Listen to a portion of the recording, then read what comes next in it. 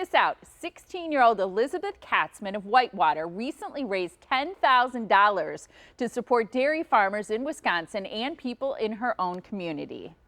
Elizabeth, who will be a senior this year at Whitewater High School, sold these yard signs that read "Support Wisconsin Dairy," and then she's using the proceeds to make monthly dairy product donations to 2 local food pantries. How cool is that? So we all know how important dairy farmers are to our local economy, but they also have a big impact on the surrounding community as well. Yeah, joining us now is Shelly and Dwight Mayer, a 7th generation pair of farmers, and we are live now at Mayer Farm, which is at the headwaters of the Oconomowoc Lake System, where they work very hard to protect the land and the water. Good morning to both of you. Good morning. Good morning. It is wonderful to see you there on the farm. I'm always so impressed with the farmers that we've met. And it's wonderful to think that so many farms still in Wisconsin today, almost 100%, are still family owned and operated just like yours.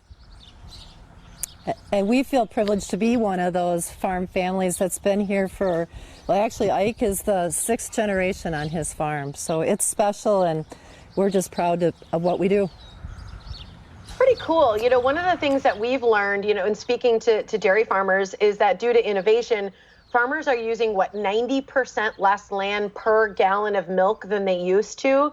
And that's a big deal. So how do you guys, because you're at the beginning of the water there, how are you guys preserving the land and working with sustainability on your farm? We use filter strips in the cropping, alfalfa in the rotations versus all row crops. It makes a big difference in the amount of erosion. The other thing that really makes it possible for the dairy industry and our farm to be able to use so much less water than what they would have generations ago is the cow. The dairy cow of today is she's really, really good at natural recycling and turning the feed that we're growing here in the fields that Ike and I and our family can't eat into milk. And she's way more efficient than what the cows were 5 generations ago. So it makes it an opportunity for her to take a little bit of water, a little bit of feed, and turn it into a whole lot of food for people. See, and sometimes people think cows aren't all that smart, but they must be smart if they're doing that. You know, cows know a lot more than what people think they do. They're animals of habit, and they know what they want. They know when it's hot that they want to be in the barn where it's cool, and they know that when it's they know when they're hungry, and they know when they see the people that take care of them, and if they're well taken care of, they take good care of us. So they're pretty smart creatures. That's cute. I love that you just shared that. Talk about the surrounding community, because that's the thing that I think maybe people don't know if they're not familiar with dairy farmers themselves personally, is what an impact you have on the surrounding community. How do you feel your farm in particular works with the surrounding community and has an impact on people in your neighborhood?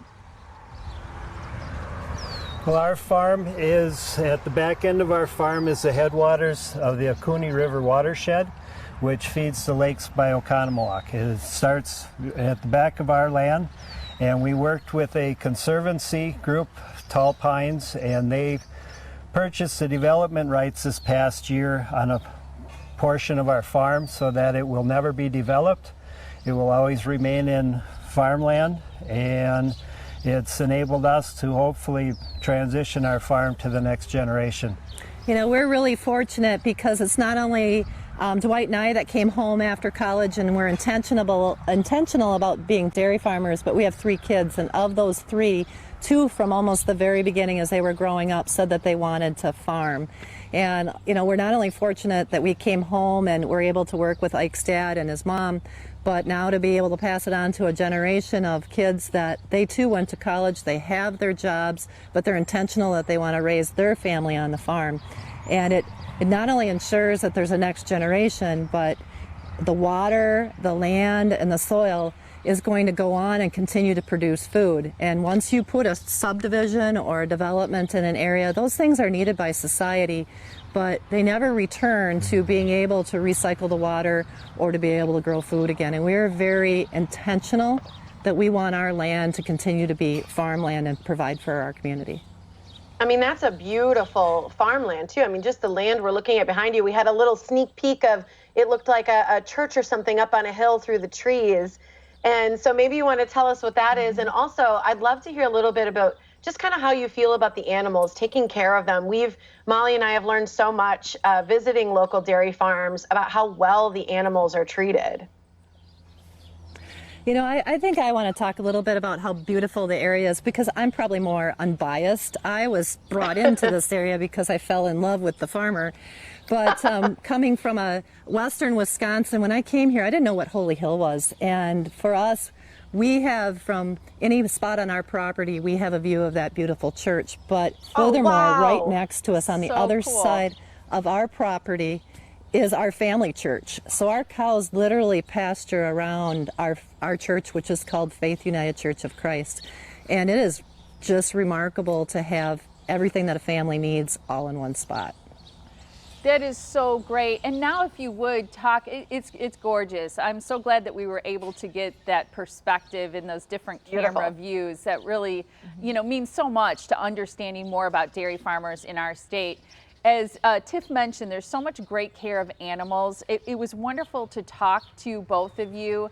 And I know that like other dairy farmers, your goal is that everybody would support Wisconsin dairy farmers like yourselves and continue to buy Wisconsin grown products. So thank you so much for your time today. Thank you, Shelly. Thanks, Dwight. Thank you. And Thank you. Yeah, and don't forget to buy local when shopping for dairy products. Look for the Proudly Wisconsin cheese and dairy badges. And for more information, you can go to wisconsindairy.org.